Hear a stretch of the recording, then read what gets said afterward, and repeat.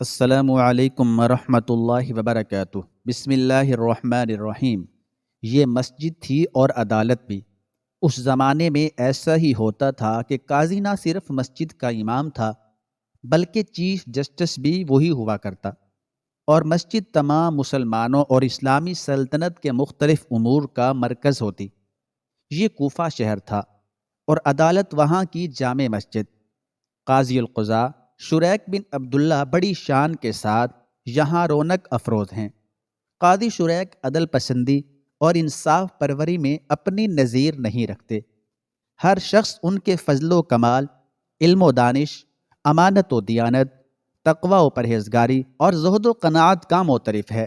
قاضی شریک عالم بعمل، صاحب دانش، دقیق النظر، نکتہ رس قانون داں، معاملے کی تہہ تک پہنچنے والے، دور اندیش، منصف مزاج اور خدا ترس انسان ہیں۔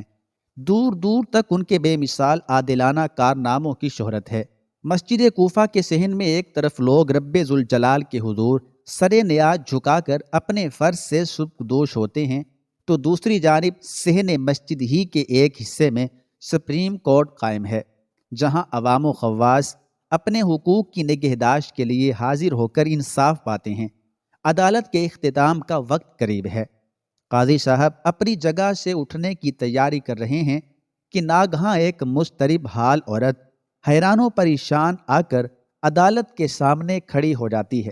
اس کی سانسیں اکھڑی ہوئی ہیں اور چہرے کے تاثرات اس کی مظلومیت کی غمازی کر رہے ہیں۔ وہ ابھی خود کو سنبھال بھی نہ پائی تھی کہ قاضی صاحب کی نرمی اور شفقت سے لبریز آواز اس کے کانوں سے ٹکرائی۔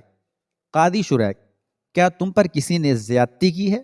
دیکھو، گھبراؤ نہیں، جو بات بھی ہو بلا کم و کاس بتا دو، تمہاری داد رسی کی جائے گی۔ عورت نے کہا، جناب معظم، مجھ پر ایک بہت بڑا ظلم ہوا ہے۔ اس کی آواز تیز تیز سانسوں کی آمد و شد میں الجھ کر رہ گئے۔ قاضی شریک، کس نے ظلم کیا ہے تم پر؟ اللہ کی قسم، ظالم سے اس کے ظلم کا بدلہ ضرور لیا جائے گا، تم تفصیل بیان کرو۔ عورت نے کہا، عالی جاں، ایک ایسے شخص نے جو کوفہ کا گورنر اور خلیفہ وقت مہدی کا چچا زاد بھائی ہے، یعنی موسیٰ بن عیسیٰ۔ قاضی شریک کی بےتابی بڑھ جاتی ہے اور وہ عورت سے واقعے کی پوری تفصیل سنانے کو کہتے ہیں۔ عورت نے اپنی بے ترتیب سانسوں پر قابو پا لیا اور اب وہ پوری طرح مطمئن ہو کر اپنا عرضی دعویٰ پیش کرتی ہے۔ وہ کہتی ہے، دریائے فرات کے کنارے میرا کھجوروں کا ایک خوشنما اور گھنا باغ تھا، جو مجھے والد ماجد کی وفات کے بعد وراثت میں حاصل ہوا تھا۔ میں نے اپنے دوسرے بھائیوں سے اپنے حصے کی تقسیم کرا کر بیچ میں ایک دیوار کھڑی کرا دی تھی تاکہ آپس میں کوئی جھگڑا نہ ہو۔ کچھ ہی عرصہ گزرا تھا کہ میرے بھائیوں کا حصہ موسیٰ بن عیسیٰ گورنر کوفہ نے خرید لیا اور مجھ سے میرا باغ بھی خریدنے کی خواہش کا اظہار کیا، مگر میں نے انکار کر دیا۔ اس پر اس نے مجھے خوب ڈرایا دھمکایا، مگر میں کسی قیمت پر بھی اپنا حصہ فروخت کرنے کے لیے تیار نہ تھی، تاکہ گزشتہ رات اس نے اپنے غلاموں کی مدد سے وہ دیوار گرا دی اور میرے حصے کو بھی اپنے باغ میں ملا لیا۔ اپنی بپتا کہہ کر خاتون خاموش ہو جاتی ہے۔ اس کا پورا بیان قلم بند کر لیا جاتا ہے اور ابھی چند ہی لمحے گزرے ہیں کہ قاضی القضاء گورنر کوفہ کے نام سمن جاری کر کے ہر کارے کے حوالے کر دیتے ہیں، جس پر یہ تحریر ہے، آج فلاں عورت نے تمہارے ظلم و ستم اور جبر و استبداد کے خلاف دعویٰ کیا ہے کہ تم نے اس کے باغ پر غاصبانہ قبضہ جما رکھا ہے۔ بنا بنی فوراً عدالت میں حاضر ہو کر جواب دو یا اپنے وکیل کی معرفت اس غضب کا جواز پیش کرو۔ چند ثانیے بعد قاضی شریک عورت کو اس پر ہونے والے ظلم کے ازالے کا یقین دلا کر رخصت کر دیتے ہیں۔ ہر کارہ سمن لے کر گورنر کے محل کا رخ کرتا ہے۔ قاضی صاحب کی ہدایت ہے کہ گورنر بلا چونچرا فوراً حکم کی تعمیل کرے۔ وہاں پہنچتے ہی ہر کارہ موسیٰ بن عیسیٰ کے ہاتھوں میں سمن تھما کر جواب کا انتظار کرنے لگتا ہے۔ گورنر کا چہرہ سمن پڑھتے ہی انگارے کی طرح دہک اٹھتا ہے اور فرتے تیش میں کوتوال کو بلا کر وہ کہتا ہے، تم قاضی شریک کی عدالت میں جا کر میری طرف سے کہو کہ آپ نے یہ کیا غضب کر دیا ہے کہ ایک بے وقوف عورت کے بے وزن دعوے پر مجھے عدالت میں حاضر ہونے کا حکم دے دیا۔ کوتوال قاضی کی عدالت اور انصاف پرستی سے خوب واقف ہے، اس لیے گورنر کے حکم کے باوجود بھی وہاں جانے میں پس و پیش کر رہا ہے، اور بالآخر جرت کر کے کہہ دیتا ہے جناب والا مجھے معافی رکھیں تو بہتر ہے۔ قاضی صاحب کی سخت گیری اور تند مزاجی کے سامنے لب کشائی میرے بس سے باہر ہے۔ کوتوال کے یہ الفاظ سنتے ہی گورنر سخت غصے ہو جاتا ہے اور عدم تعمیل حکم پر سزا کی دھمکی دیتا ہے۔ گورنر کی دھمکی پر کوتوال چپ سادھ لیتا ہے۔ یوں تو اس نے زبان سیلی ہے، لیکن وہ دل میں سوچ رہا ہے کہ تعمیل نہ کرنے پر گورنر کے عتاب سے بچنا مشکل ہے کہ خلیفہ وقت کا چچیرا بھائی ہونے کے سبب جانے وہ کیا کر بیٹھے۔ لیکن اگر حکم مانتا ہوں تو خدشہ ہے کہ قاضی ناحق مقدمے کی طرفداری کے جرم میں کہیں مجھے جیل کی کوٹڑی میں محبوس نہ کرا دیں۔ گورنر کے عتاب اور قاضی کی بلا رعایت حق کوشی کے درمیان وہ عجیب کشمکش میں ہے، اور بالآخر گورنر کے حکم کی تعمیل میں اپنی بہتری تصور کر کے گھر واپس آ جاتا ہے اور پیش بندی کے طور پر اپنا بستر اور ضروری سامان جیل خانے بھجوا دیتا ہے۔ اسے یقین ہو چلا ہے کہ آج اس معاملے میں مجھے جیل کی ہوا کھانی پڑے گی۔ کوتوال عدالت میں پہنچ کر گورنر کا پیغام قاضی شریک کو سنا دیتا ہے۔ قاضی نے کہا، میں نے تمہیں پیغام رساں نہیں بنایا تھا، بلکہ گورنر کو حاضر عدالت ہو کر جواب دینے کا لکھا تھا، مگر اس نے ایک بیہودہ بات کہلا بھیجی ہے جس کو میں کوئی اہمیت نہیں دیتا۔ تمہیں یہ پیغام لانے کی جرت کیسے ہوئی؟ قاضی کوتوال کے لیے قید کا حکم صادر کرتے ہیں۔ کوتوال دست بستہ عرض کرتا ہے، محترم، میں اپنے انجام سے غافل نہ تھا، میں نے پہلے ہی جیل خانے میں اپنا انتظام کر لیا ہے۔ تب اسے جیل کی تاریک کوٹڑی میں دھکیل دیا جاتا ہے۔ کوتوال کی گرفتاری کی خبر سن کر گورنر غصے سے پاگل ہو جاتا ہے اور اپنے محافظ کے ذریعے قاضی کو کہلا بھیجا کہ جسے گورنر نے پیغام دے کر بھیجا تھا اسے آپ نے کس جرم میں گرفتار کیا ہے، جبکہ آپ کو اس کے کوتوال شہر ہونے کا بھی علم ہے۔ آخر آپ نے ایسا کیوں کیا؟ یہ یقین تھا کہ اس سخت پیغام پر قاضی شہر اپنا حکم واپس لے لیں گے، لیکن جب تھوڑی دیر بعد محافظ کے بھی قید ہونے کی اطلاع پائی تو وہ غصے میں پھٹ پڑا۔ خلیفہ وقت سے رشتہ داری کے ضام میں وہ کچھ اور سوچتا، مگر قاضی کا ہر عمل اس کی سوچ کے برعکس ثابت ہو رہا تھا۔ چنانچہ اس نے شہر کے چند معزز لوگوں کو جمع کر کے، جن میں قاضی صاحب کے دوست بھی تھے، کہتے ہیں میں کوئی معمولی آدمی نہیں، ایک عام عورت کے ساتھ عدالت کے کٹہرے میں کھڑے ہونا میری توہین ہے، میں اسے برداشت نہیں کر سکتا۔ آپ حضرات قاضی کو معاملے کی نوعیت اور نزاکت سمجھائیں اور اسے اپنا فیصلہ واپس لینے کو کہیں۔ یہ تمام حضرات قاضی سے ملاقات کر کے گورنر کا پیغام پہنچا دیتے ہیں اور اپنی طرف سے کچھ باتیں بڑھا کر گورنر کی منشا پوری کرنے پر زور دیتے ہیں، مگر شریک ہیں کہ بلا خوف و تردید انہیں دو ٹوک جواب دے دیتے ہیں کہ آپ لوگوں کو کیا ہو گیا ہے، ایک ایسے معاملے کے بارے میں جس میں میں حق کے سوا کوئی فیصلہ نہیں کر سکتا، آپ بیجا مداخلت کر کے ایک کمزور عورت کا حق سلب کروانا چاہ رہے ہیں؟ ایسا ہرگز نہیں ہو سکتا۔ قاضی کا کام صرف عوام کے فیصلے کرنا ہی نہیں ہوتا، بلکہ ان کی نظر میں عوام و خواص، شاہ و گدا سب برابر ہیں۔ وہ ہر حال میں اپنے مالک کی طرف سے مساوات و عدل پر قائم ہیں۔ پھر ان تمام لوگوں کو بھی گورنر کی ناجائز حمایت اور توہین عدالت کے جرم میں گرفتار کروا کر جیل میں ڈال دیتے ہیں، اور جب وہ احتجاج کرتے ہوئے یہ کہتے ہیں کہ کیا ہمارے حق میں آپ کا یہ فیصلہ صحیح اور درست ہے، تو قاضی صاحب یہ جواب دے کر کہ بلا شک و شبہ میرا یہ فیصلہ درست ہے، تاکہ آپ جیسے لوگ آئندہ بھی ظالموں کی پشت پناہی کر کے عدل و انصاف پر اثر انداز نہ ہو سکیں، انہیں تعمیل حکم پر مجبور کر دیتے ہیں۔ لوگ کوفہ کی جامع مسجد میں جوق در جوق جمع ہو رہے ہیں۔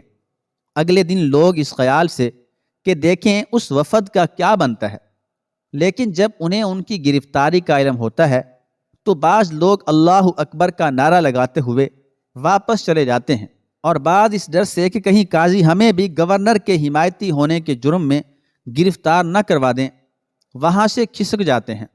کوفہ کے گلی کوچوں میں قاضی صاحب کے انصاف کی تعریف ہو رہی ہے تو کہیں لوگ ان کی تشدد پسندی پر تنقید کر رہے ہیں۔ ادھر عوام میں یہ چیمہ گوئیاں ہو رہی ہیں، ادھر گورنر غیظ و غضب میں بھرا جیل خانے پہنچ کر زوال آفتاب سے پہلے ہی تمام قیدیوں کو چھڑا لاتا ہے۔ پھر اگلے دن سورج نکلنے سے قبل ہی جب لوگوں کے کانوں میں گورنر کی اس دھاندلی کی خبر پڑتی ہے تو عام لوگ قاضی صاحب کی موافقت میں آواز بلند کرنے لگتے ہیں اور اس بارے میں قاضی صاحب کا آخری اور صحیح فیصلہ سننے کے لیے عدالت میں جمع ہو جاتے ہیں۔ عدالت لوگوں سے کھچا کھچ بھری ہوئی ہے۔ تمام حضرات قاضی صاحب کی آمد کا انتظار کر رہے ہیں۔ اتنے میں شریک بن عبداللہ پورے وقار کے ساتھ سر اٹھائے ہوئے عدالت میں پہنچتے ہیں اور دربان کو طلب کر کے تمام کاغذات سمیٹنے کا حکم دیتے ہیں۔ کاغذات سر بمہر کرنے کے بعد اپنے چند رضاکاروں کے ساتھ اس پل کی طرف نکل پڑتے ہیں جہاں سے بغداد کے دارالخلافہ کو سڑک جاتی ہے۔ چیف جسٹس یہ کہتے ہوئے آہستہ آہستہ چل رہے ہیں، واللہ میں نے اس عہدے کے لیے امیر المومنین سے کوئی درخواست نہیں کی تھی، بلکہ خود انہوں نے مجھے مجبور کر کے یہ عہدہ مجھے سونپا تھا اور میں نے اس شرط پر قبول کیا تھا کہ انصاف کے ساتھ فیصلہ صادر کرنے میں مجھے پوری آزادی حاصل رہے گی، کسی کا دباؤ میرے لیے ناقابل قبول ہوگا۔ لیکن اب تو بات ہی الٹی ہو گئی ہے، میرے لیے لوگوں کو انصاف فراہم کرنا ناممکن ہو گیا ہے۔ ایسی حالت میں اس عہدے کو چھوڑ دینا کہیں بہتر ہے۔ عوام کی اکثریت قاضی صاحب کی یہ باتیں سن کر ان کی عدل پروری کی تعریفیں کر رہی ہے۔ لوگ ان کی مطابعت میں پیچھے پیچھے چل رہے ہیں۔ جلد ہی یہ خبر گورنر کو بھی پہنچ جاتی ہے۔ وہ سوچ کے اتھاہ سمندر میں غوطہ زن ہوا اور اپنا انجام دیکھ کر اپنے مصاحبین خاص کے ہمراہ قاضی صاحب کے پاس آتا ہے اور کہتا ہے، قاضی صاحب ٹھہریے۔ وہ رک جاتے ہیں۔ پھر گورنر شکایت آمیز لہجے میں کہتا ہے، آپ نے تو میرے قاصدوں اور عزیزوں کو بھی جیل میں ڈلوا دیا اور میری حیثیت کا ذرہ برابر خیال نہ رکھا۔ قاضی، میں نے وہ صحیح ہی کیا، انہیں انصاف کی راہ میں حائل ہونے کی جرت کیوں کر ہوئی؟ گورنر، ان کی کیا خطا تھی؟ انہیں تو میں نے بھیجا تھا۔ قاضی، مگر ان کی بیجا مداخلت انصاف کو قتل کرنے کے مترادف تھی۔ یہ انصاف پر ظلم اور بے کسوں، کمزوروں اور ضعیفوں کے حقوق کی پامالی تھی اور اسلامی عدالت کی تذلیل کا سامان بھی۔ گورنر، آپ نے بھی تو ان سب کے ساتھ عوام کا سا برتاؤ کیا تھا۔ قاضی، بس میں عوام کے لفظ کو بار بار سننا پسند نہیں کرتا۔ عوام و خواص کی تفریق میری نظر میں باعث ننگ و عار ہے۔ تمام انسان آدم علیہ السلام کی اولاد ہیں اور حقوق کے اندر تسبیح کے موتیوں کی طرح ہیں۔ عدالت میں ضعیف عورت اور گورنر کے مابین از روئے انصاف و اسلام کوئی امتیاز کرنا گناہ و جرم ہے۔ سب سے بہترین وہ ہے جو پرہیزگاری اور تقوی اور حسن اخلاق میں سب سے اچھا ہو۔ گورنر غصہ کے گھونٹ پیتے ہوئے، پھر اب کیا ارادہ ہے؟ قاضی، اب میں خلیفہ کے پاس جا کر اپنے عہدہ قضا سے استعفیٰ دے دینا چاہتا ہوں۔ قاضی کی زبان سے یہ بات سنتے ہی گورنر گہری سوچ میں ڈوب جاتا ہے اور اپنے انجام کا تصور کر کے خوشامدانہ لب و لہجے میں قاضی سے کہتا ہے، کیا اس معاملے کا کوئی دوسرا حل نہیں؟ قاضی، فی الحال اس کے سوا کوئی حل نہیں کہ میں نے جن لوگوں کو قید کروایا تھا انہیں قید خانے میں واپس کر دیا جائے۔ گورنر، میں ان سب کو جیل بھجوا دیتا ہوں، آپ واپس چلیے۔ قاضی، میں اس وقت تک یہاں سے واپس نہیں جاؤں گا جب تک یہ نہ سن لوں کہ وہ تمام لوگ جیل میں واپس پہنچ گئے ہیں۔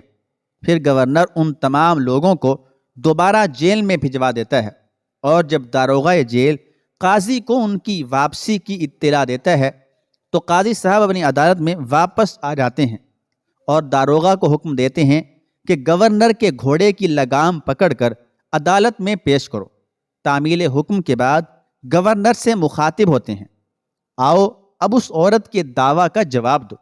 جب گورنر نے عورت کے دعوے کی صحت کا اقرار کر لیا تو قاضی صاحب کہتے ہیں، اچھا اب جاؤ اور اس کے باغ سے اپنا ناجائز قبضہ ہٹاؤ اور حسب سابق دیوار تعمیر کراؤ۔ گورنر فیصلے کو تسلیم کر کے گھر واپس ہونے لگا تو اس کی درخواست پر تمام قیدیوں کو رہا کر دیا گیا۔ تھوڑی دیر بعد قاضی شریک عورت سے خطاب کر کے استفسار کرتے ہیں، اے معزز خاتون، تیرا کوئی اور مطالبہ ہو تو فرمائیے۔ عورت نفی میں سر ہلا کر کہتی ہے، نہیں، میرا اور کوئی مطالبہ نہیں۔ اللہ تعالیٰ آپ کو جزائے خیر عطا فرمائے اور اپنی رحمت نازل فرمائے۔ عدالت برخاست کر دی جاتی ہے۔ کاش کہ ہمارے ملک پاکستان کی عدالتیں بھی ایسے ہی خود مختار اور آزاد ہوں۔